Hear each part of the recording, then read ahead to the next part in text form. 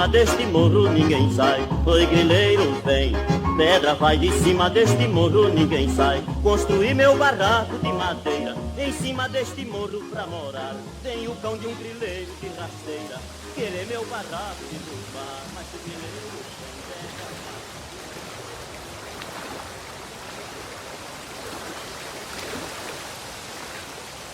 Localizado entre vãos e serras, coberto por um céu azul celeste, límpido e profundo, e emoldurado pela beleza sutil dos cerrados nas margens do rio Paranã, desenvolveu-se um pedaço de África.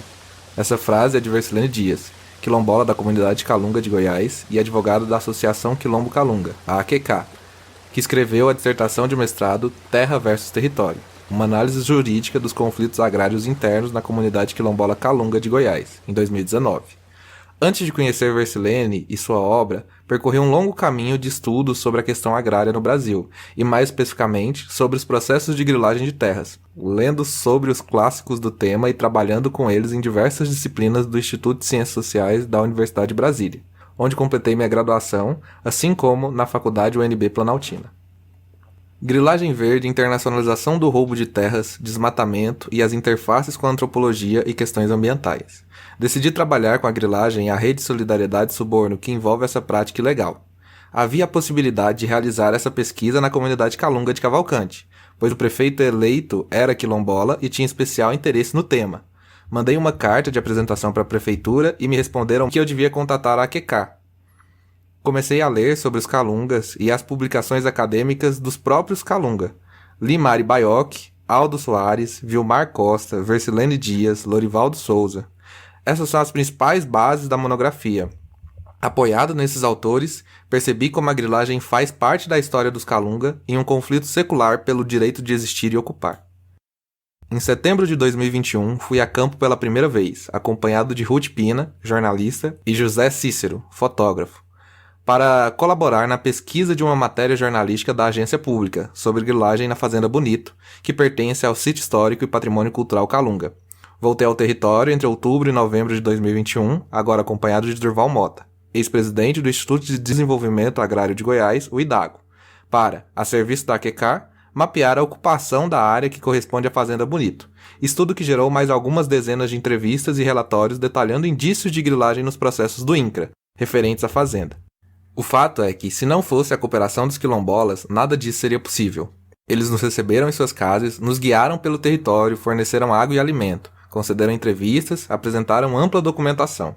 Seu Damião, Dona Esther, Jorge, seu Naboa, Dona Dulce, seu Elias, Dona Antônia e seu Antônio. São algumas das pessoas que foram fundamentais para esse trabalho. Eu ouvi de muitas delas que tinham receio de compartilhar seus documentos com pesquisadores, suas histórias e suas casas, porque muitos vinham, recebiam atenção e carinho na forma da partilha de um teto para dormir, um prato de comida, água fresca ou mesmo entrevistas e respostas a formulários. E depois iam embora e não forneciam nenhuma devolutiva, nenhuma notícia dos resultados. Desse fato surgiu a ideia de disponibilizar a monografia que seria originada a partir daquela estadia com a comunidade em formato de áudio, possibilitando que o texto antropológico alcançasse um público mais amplo e preservando o conteúdo online. No início, enquanto o projeto ainda era individual, pensei em simplesmente gravar a leitura corrida de todo o texto, o que resultaria em um áudio de mais ou menos 7 horas. Meu objetivo, ao menos nesse primeiro momento, era que a monografia chegasse aos interlocutores que não dominam a letra. Eu cheguei a realizar a leitura completa de alguns livros e postar no meu canal no YouTube, como Tortarado, de Tamar Vieira Júnior, Calunga, Povo da Terra, de Mari Baioc, Mucambos e Quilombos, uma história do campesinato negro no Brasil, de Flávio dos Santos Gomes. Mas aí, por sorte, comentando sobre a ideia com a Laísa, colega da graduação em Antropologia da Universidade de Brasília, ela indicou a Irene, produtora de podcasts, e o Alex, design, ambos também graduantes em Antropologia na UNB. Juntos, nós 4 formamos um coletivo que se dedicou a transformar a monografia Se o Grileiro Vem, Pedra Vai em um podcast voltado para a divulgação científica da pesquisa sobre grilagem de terras no território Calunga, especialmente como forma de restituir os dados para os interlocutores da pesquisa e para a comunidade Calunga como um todo. E aí, para falar sobre podcasts, eu passo a palavra para a amiga que me acompanha nesse episódio, a Irene Chemin. Construí meu barraco de madeira em cima deste morro pra morar. Veio o cão de um grileiro de rasteira querer meu barraco derrubar, mas o grileiro vem, Bom, eu tenho trabalhado com divulgação científica através de podcasts, especialmente na área da antropologia, participando do podcast Mundaréu, que é coordenado pela professora Soraya Fleischer, do Departamento de Antropologia da UNB, e também pela professora Daniela Mânica, do Laboratório de Estudos Avançados em Jornalismo da Unicamp. Logo de cara, eu fiquei empolgada em participar desse podcast com o Chico, porque eu reconheço a importância que a questão agrária tem no nosso país, e como é urgente dar mais visibilidade para essa questão e para as lutas de comunidades tradicionais, como os quilombolas Calunga. Eu venho pesquisando sobre como a divulgação científica torna a antropologia mais aberta e pública. Como a Soraya Fleischer e a Daniela Mânica falam em um artigo publicado em 2021, intitulado O Podcast Mundaréu como uma experiência de antropologia pública, tem muita pesquisa antropológica acontecendo dentro e fora da universidade, e essas pesquisas têm produzido resultados que podem ser úteis para uma audiência mais ampla e para a produção de políticas públicas mais sensíveis e inclusivas, como é o caso da pesquisa realizada pelo Chico. Nesse texto sobre a antropologia pública, as autoras também debatem a ideia de uma mutualidade na pesquisa, um compromisso político com as pessoas que estudamos, com quem trabalhamos e para quem escrevemos, numa orientação ética de trabalho para e com a comunidade, assim como respeitando a sua autodeterminação. E um compromisso político também com quem a gente se comunica mais amplamente. Seria uma antropologia situada, até mesmo uma antropologia anfíbia. E a mídia de áudio, o podcast, nos permite encarar nossas próprias vozes como um veículo de narrativas e visões de mundo, experimentando habilidades comunicacionais para divulgar nossas pesquisas e, mais que isso, como diria Bell Hooks em seu livro publicado em 2013, para transgredir os padrões científicos estabelecidos que nos distanciam do cotidiano das pessoas. O podcast tem algumas vantagens para se popularizar a antropologia e torná-la mais acessível, como o potencial de permitir que novos atores assumam o protagonismo de suas falas. O baixo custo para a produção e uma comunicação descentralizada podem proporcionar um espaço fértil para a militância e para a divulgação de temas que nem sempre são promovidos pela grande mídia. Além disso, a diversidade de formatos e durações que os podcasts podem ter faz com que consigam abordar temas específicos e com profundidade. Eu falo sobre essas características em um trabalho publicado com 2 amigos, o Bruno Pereira e o Arthur Ulloa, nos anais da 8ª Reunião de Antropologia da Ciência e Tecnologia, a REACT, em 2021. A gente também comenta no artigo a característica de ruptura espacial e temporal no consumo do podcast, porque o arquivo pode ser baixado em um celular ou algum dispositivo móvel e ser escutado em outro momento ou espaço. Isso permite que a ouvinte tenha mais controle e autonomia no processo de escuta do podcast. Uma terceira característica é a linguagem informal e dinâmica do podcast, que combina voz, músicas e efeitos sonoros para facilitar a comunicação entre mundos e histórias, mobilizando emoções e estimulando a imaginação do público. Essas 3 características foram adequadas de maneira específica para que o podcast Se o Grileiro Vem, Pedra Vai chegasse ao nosso público principal, os interlocutores e a comunidade Calunga com quem o Chico trabalhou. Assim, nós pensamos juntos sobre como fazer a leitura daquele material e transformar o texto em podcast. Qual seria o melhor formato e duração dos episódios, a plataforma e a frequência de publicação, para tornar o material o mais acessível possível para a comunidade. E valorizar todo o conhecimento que os Calunga proporcionaram, a forma como eles se engajam e fazem o campo acontecer. Né, Chico? Sim, estar em campo com os Calunga é estar em diálogo, sentar-se em roda, olhar nos olhos e ouvir histórias, compartilhar cafezinhos, caminhar pelo cerrado e pela beira do rio Paranã. Depois, no momento da escrita, as anotações e lembranças preenchem o silêncio e o papel em branco, que aos poucos vai ganhando a forma da tal monografia. Vem à mente alguma frase marcante dita por um interlocutor, e é quase possível ouvir a sua voz, vê-lo frente a frente, e é principalmente para ele que quero contar sobre o que ando pensando acerca de tudo que vivi e aprendi em campo, em sua presença e de tantos outros quilombolas. Perdi a conta de quantas vezes escutei durante o campo sobre o receio que os quilombolas tinham com pesquisadores. Uma gente que vem, come, dorme, enche de pergunta e nunca mais dá notícia. Em entrevista com Versilene Dias, ouvi que ela estava cansada de ter que explicar o juridiquês dos processos envolvendo a comunidade, quando o afamado juiz poderia escrever de uma forma mais simples e direta. Além disso, em muitas comunidades tradicionais, principalmente entre os mais velhos, a letra, a habilidade de escrita e leitura é pouco difundida. Inspirado por autores como Abdias do Nascimento e Clóvis Moura, nos respectivos livros Quilombismo de 2002 e Sociologia do Negro Brasileiro 2020, busquei romper com a neutralidade e a imparcialidade científica, postulados metodológicos que corroboram, mesmo que de forma indireta, para que o pensamento social racista prevaleça ainda hoje na sociedade brasileira. Pode até parecer algo simples, mas optar por um outro modelo de monografia não foi fácil. Como tive ciência dessa necessidade ainda em campo, o formato do trabalho não seguiu o modelo acadêmico clássico intencionalmente, desde o início da escrita. E isso resultou em muitas críticas, a maioria integrando os famosos problemas de branco, até que parte dos leitores compreendessem que a ideia central sempre foi popularizar o debate dessa questão através da escrita direta e autoexplicativa. Todo povo daqui vai descer e uma ordem geral vai partir, que é botar o grileiro pra correr. Oi, grileiro, vem.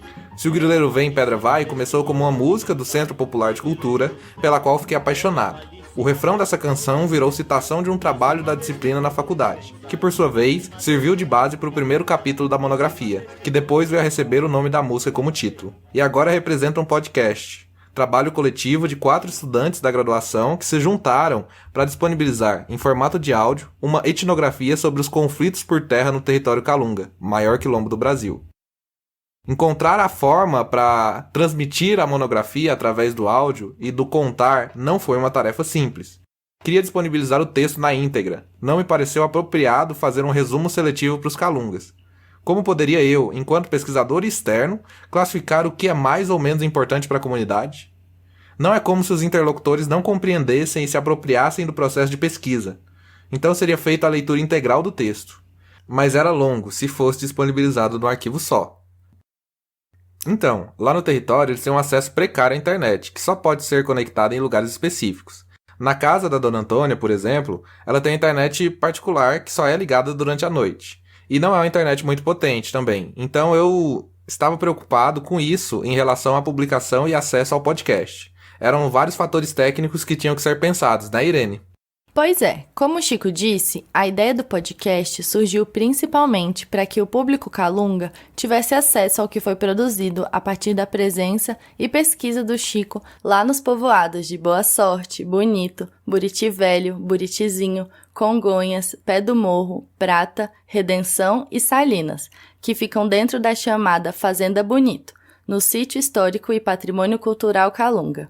O Chico veio até mim com a monografia já toda escrita e me contou sobre o desejo de transformá-la em um podcast, ampliando o acesso dos Calunga e de tantas outras pessoas aos resultados de sua pesquisa sobre a grilagem de terras naquele território. Refletimos juntos e em intercâmbio com a comunidade Calunga sobre a forma mais adequada de transmitir o conteúdo de sua monografia via áudio, como dividir as leituras, como gravar e interpretar o texto, como evidenciar a estrutura em que o conteúdo seria apresentado, onde seria feita a publicação, as estratégias de divulgação, os espaços para diálogo com o público e também a frequência de lançamento, entre outras questões que foram aparecendo pelo caminho de produção do podcast, para que se adequasse à realidade local em que não é comum utilizar energia elétrica e, consequentemente, a internet durante a maior parte do dia.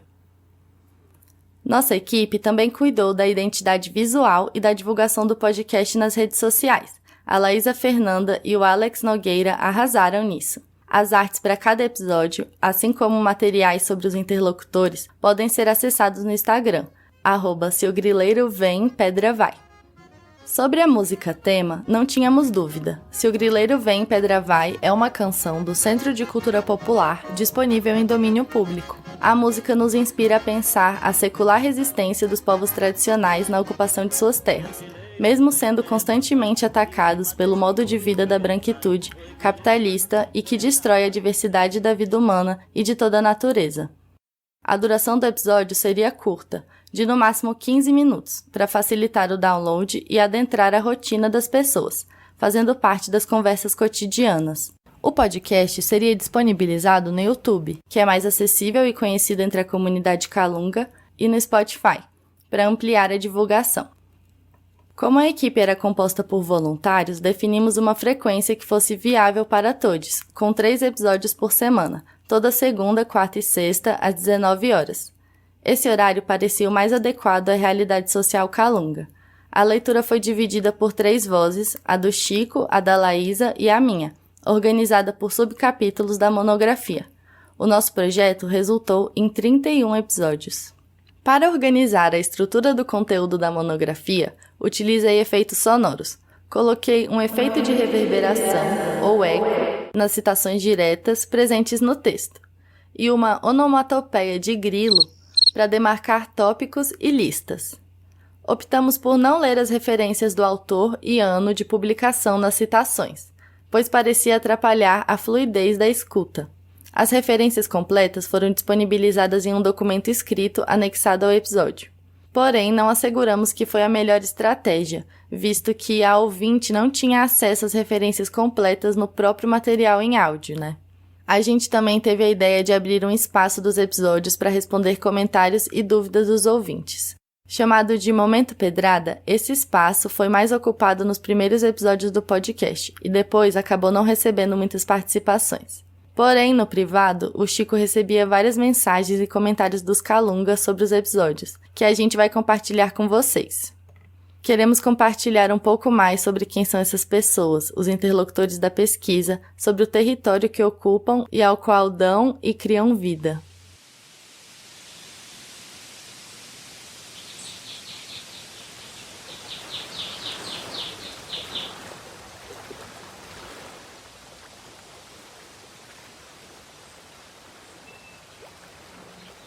O sítio histórico e patrimônio cultural Calunga é habitado atualmente por mais de 8.000 quilombolas, que assim como seus antecessores, residem nessas terras há mais de 3 séculos. Nasceram ali, foram criados e lá vivem, fazendo do local a sua moradia habitual, onde produzem para sua subsistência. Na Fazenda Bonito, onde pesquisei, são mais de 100 famílias. Nesse território existem algumas dezenas de nascentes e a área cercada pelos rios Prata, Paranã, Corrente e Ouro Fino. Lá predomina uma vegetação que varia entre o cerrado denso, cerrado típico, cerradão, campos sujos, campos limpos e pastagens. Coco de babaçu, galinha, piqui e porco. Itens representativos do modo de vida particular desenvolvido no território, em que o uso da terra é para todos que nela trabalham, de forma respeitosa, retirando apenas o necessário para a sobrevivência da comunidade, não se importando com o acúmulo de riquezas nem com os títulos de propriedade. Não fosse esse modo alternativo de vida, provavelmente não encontraríamos nos limites do território Calunga uma das áreas de cerrado nativo mais conservadas do país. Além de uma orientação que prevaleceu por séculos voltada para a vida comunitária, existem ali técnicas de cultivo desenvolvidas ao longo dos anos, originadas de conhecimentos empíricos adquiridos pelos quilombolas através do trabalho nas roças. Um dos principais interlocutores da pesquisa foi Damião. Foi ele quem nos recepcionou na primeira visita ao território. Uma das lideranças jovens do território, Damião é um poço de conhecimento sobre a comunidade e o território. Não é à toa que recebeu o título de Guardião do Cerrado. Ele nos contou sobre a corda bamba na qual os calungas se equilibram, com os modos de vida locais constantemente ameaçados. Me lembro especialmente da fala de Damião a respeito dos fazendeiros, quando ele disse que a luta não precisava ser contra os fazendeiros, pois os calungas querem o respeito à terra enquanto os fazendeiros querem a indenização, mas não aceitam se juntar para pressionar os órgãos responsáveis. Outra importante liderança calunga e interlocutora é Dona Esther, mulher forte e guerreira, mãe, professora, ex-vereadora. Atualmente, na militância, compartilhou um fragmento de sua sabedoria conosco na sede da AQK em Teresina. Me lembro de conversarmos no alpendre da casa, onde Esther delineava com perfeição a ligação do território com as crianças, e como a educação é importante para a construção da identidade local, que fará com que os jovens de hoje continuem lutando pelo seu povo no futuro. Foi a partir das reflexões de mulheres quilombolas, como Dona Esther, que pude notar o quão arraigada é a questão da terra e o conhecimento nela acumulado. Minha avó de consideração, Dona Antônia, até hoje, no início de qualquer conversa, peço bênção, senão tomo bronca. Dona Antônia é moradora da beira do Paranã e me recebeu em sua casa por diversas vezes. Sempre que acontece qualquer coisinha na Bonita, ela me avisa. Lembro da primeira noite que dormimos no território. Acreditávamos que a noite seria tão fria quanto o dia, Apesar dos avisos de Dona Antônia, optamos por dormir na oficina. Deu meia-noite, 14 graus sobre a areia. Foi uma briga pela única coberta que Dona Antônia havia deixado. A gente ri disso até hoje. O presidente da AQK, no período em que realizei a pesquisa de campo, era o Jorge, pai, agricultor e líder. O Jorge sempre foi muito atencioso conosco. Demonstrava reconhecer a importância de pesquisas sobre a comunidade. Foi conversando com o Jorge que percebi que a comunidade Calunga não é um bloco homogêneo, como algumas pesquisas fazem parecer. Há, no seio da comunidade, embates constantes entre gerações, formas de lidar com a terra e com a presença de estranhos. E para citar mais uma pessoa dentre as várias que foram importantes para a realização da pesquisa, seu Naboa, um grande amigo com a aura que conquista. Me lembro que a jornalista que acompanhei em uma das visitas ficou impressionada com a presença quase mística de Naboa, que respondia todas as perguntas com metáforas, quase como um mestre dos magos. Foi na casa de seu Naboa, na festa que comi a melhor carne de porco da minha vida. As panelas de ferro fundido fumegavam sobre os buracos com brasa ardente no chão. Chegamos por volta das 19 horas, depois de mais de 5 horas perdidos no território. Ao nos reconhecer, logo puxou um prato e não sossegou até que provássemos de tudo um pouco. Seu Naboa encarna a hospitalidade e a alegria da comunidade, que mesmo em meio a tantas batalhas, segue firme na luta pela garantia de um amanhã melhor. Vale citar também a soja, o trator e o búfalo, numa perspectiva de etnografia multiespécies, como propõe Ana Tsing em 2015. Esses agentes, a soja, o trator e o búfalo, são alguns dos pontos de articulação da rede que possibilita a grilagem. São frequentes os episódios de invasão das terras calungas por novos personagens. Roças e casas são queimadas ou derrubadas por tratores. Visitas constantes de policiais com mandatos judiciais expedidos por delegados e outras autoridades do poder público local. Uso intensivo das pastagens vegetais e de agroquímicos, criando um ambiente que incentiva a reprodução dos modos de produção ocidentais e capitalistas. É muito interessante essa perspectiva de considerar os vários agentes envolvidos no processo de grilagem, Chico. Parece mesmo uma obra de realismo mágico latino, em que mortos negociam terras, operam milagres, ou mesmo em que o fogo é usado como vilão do desmatamento e da grilagem. Mas aí, voltando para os seus interlocutores... Então, eu fui recebendo vários retornos dos interlocutores por WhatsApp, conforme íamos lançando os episódios. E eu pedi a permissão para usar os áudios que eles enviaram aqui. Boa noite, Chico. Pode usar, Chico. Não tem nada, não. Pode usar. De boa. Pode ficar tranquilo. E aí, quando a Dona Antônia ouviu o episódio... Já ouvi agora que eu fui ali no Isaías, meu cunhado, e deixei o celular, o telefone aqui aí. Agora que eu cheguei, que abri essa conversa aqui. Eu ouvi, pra mim, foi muito legal, muito beleza. Bom demais, Chico. A Dona Antônia sempre me acolheu, me adotou como neto de consideração e se engajou na pesquisa junto comigo. Ela me disse assim: E se precisar da palavra da gente aí também, a gente vai para dar uma força, tá bom? Eu não dou força por letra, porque eu não entendo de letra nenhuma, mas da palavra, o pouco que a gente entende, a gente representa aí com ela. Eu e a Dona Antônia nos comunicamos frequentemente no WhatsApp. Ela sempre me atualiza do que está acontecendo lá na comunidade, das ameaças e ataques recorrentes. Ela se posiciona de forma firme contra a venda das terras. Deve ter vendido vontade de negociar, porque pegar dinheiro, mas como sobreviver, como disse, se nós tudo que tiver necessidade do dinheiro vendesse um pedaço, todo mundo estava morando no espaço. Porque nem no olho do pau não podia morar, porque o pau é enfincado na terra, né? O pé de árvore é na terra. Como disse, por necessidade de dinheiro, se todo mundo que tiver necessidade do dinheiro vender, que eu mesmo tenho necessidade de dinheiro. Mas eu sei que não pode vender, ela não foi feita para negociar. Então a gente tem que caçar a maneira. E seu Antônio, seu marido, também ouviu os episódios com ela. Tá, já ouvi ele aqui, já assisti ele aqui. Obrigado, Chico, por você estar correndo atrás de conforto pra gente. E depender da gente aí, cara, que é hora que for uma coisa que a gente poder correr, nós estamos juntos. A Dona Dulce, moradora da margem da Prata, do lado do Tocantins, também estava acompanhando e em diálogo. Bom dia, Chico. Como é que tá aí? Tudo bem? Aqui tá bem, graças a Deus. Ô, Chico, muito ótimo, muito legal suas pesquisas e Deus abençoe que seja mais para frente, mais mesmo, que é muito bonito, muito legal. Gostei demais, nós tudo aqui gostou, todo mundo que eu mostro, tudo tá gostando da sua pesquisa, do seu trabalho, da sua inteligência, certo que tá tudo beleza, viu? Pois é, Chico, é muito bom, muito feliz, nós estamos felizes que você fez essa homenagem por nós, muito boa. Deus aqui é de abençoar você, muito mesmo, que nós estamos gostando demais. E só Deus para recompensar o que você está fazendo com nós. Pois é, Francisco, muito obrigado você ter, nessa parte você ter vindo, né, para fazer o lado Tocantins também, que eu gostei demais, porque só você mesmo para fazer isso, porque outros nunca tinham inventado isso aqui com nós, não. Não, nunca tinha inventado.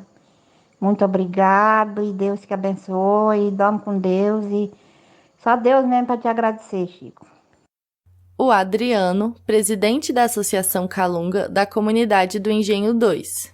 Ô Francisco, top demais, cara. Achei muito bom, vou compartilhar aqui. Acabei de assistir agora, mano, velho. A Maria Helena, presidenta da Associação Tuia, projeto que trabalha com moda afro, frutos do resgate das tradições Calunga. É porque a gente está em sintonia, porque eu sempre fui muito clara com você. E acho que essa presença minha ela é muito forte sempre nas minhas falas. Então, você consegue entender o que eu estou dizendo, o que eu estou pensando, porque eu trago isso sempre, essa presença forte na fala, no falar, no jeito de falar. Então, assim, acho que é por isso que a gente dá certo trabalhando. Teria outras pessoas que poderiam nos ajudar na organização da associação? Eu poderia fazer isso? Poderia. Mas eu gostei da forma que você trabalha. E aí sim eu quero construir essa história da Tuia com você no processo também. Não sei se você entende isso, né? E por quê? Até porque se você constrói isso junto com a gente, os projetos que você fazer, você já faz ele com segurança, porque você já sabe o que é a dinâmica da associação, tanto da de mulheres quanto da Tuia. Por isso que a gente traz você mais para perto do processo, né? E você entender mais de perto, passo a passo, tudo que acontece dentro do processo, até para na hora de mandar os editais, você já saber um pouco mais, né? Sobre isso. E também a Gilda Diniz, procuradora federal e ex-procuradora-geral do INCRA. Chico, eu disse o seguinte, que ficou muito bom, né? Apesar de que, assim, você tem uma postura toda informal, desencanada, né? E aí, ao mesmo tempo, você quis dar entrar no contexto, né? De passar o recado, né? Mas ficou legal, eu gosto muito, né? Eu sou suspeita, né? Porque eu gosto de você, então, quando a gente gosta da pessoa, já acha tudo bom, né? Mas, assim, para as famílias quilombolas, é essencial esse trabalho. Muito bom mesmo.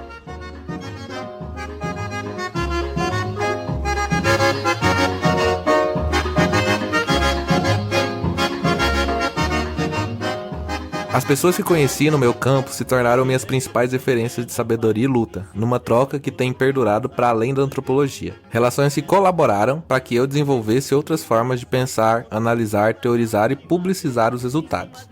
Me esforcei com essa pesquisa para transcender a monografia, trabalhando para e com a comunidade. Aprendi e busquei enfatizar a centralidade e a resistência das comunidades quilombolas na luta contra o latifúndio e as frentes de expansão capitalistas no campo. Minha prática busca fazer parte de um movimento maior de luta por justiça social. Acreditamos que o empenho para popularizar as nossas pesquisas, inclusive desde o nível da graduação, pode colaborar para que estudantes em formação incidam sobre o debate público, trazendo novas perspectivas, novas formas de falar e divulgar o conhecimento científico. A produção de podcasts tem muito a contribuir com a democratização do acesso à ciência, nos permitindo praticar uma antropologia aliada à pesquisa e à militância, feita de um modo artesanal, compromissado e politizado. E a gente fica feliz mesmo quando nos chamam para voltar. Boa noite, Chico. Um abraço também. Durma com Deus. Passa não, tem que vir, né? Nós estamos com saudade de vocês, ué. Vem aqui, vocês. Como nos ensina Antônio Bispo dos Santos em seu livro Colonização Quilombos, de 2015, temos de aprender com a terra, a água e o ar, em uma relação respeitosa, orgânica e biointerativa com todos os elementos vitais, uma das principais chaves para a compreensão de questões que interessam a todas e a todos. E terminamos com a sabedoria de seu Antônio. Isso eu sei, Chico, que quem tem um coração bom não sabe fazer maldade para ninguém, só faz o bem. Um abraço para você também, fica com Deus. Todo povo daqui vai descer e uma ordem geral vai partir, que é botar o grileiro pra correr. Oi, grileiro, vem, pedra vai de cima deste morro, ninguém sai. Oi, grileiro, vem, pedra vai de cima deste morro, ninguém sai. De cima deste morro, ninguém sai. De cima deste morro, ninguém sai. De cima deste morro, ninguém sai. De cima deste morro, ninguém sai.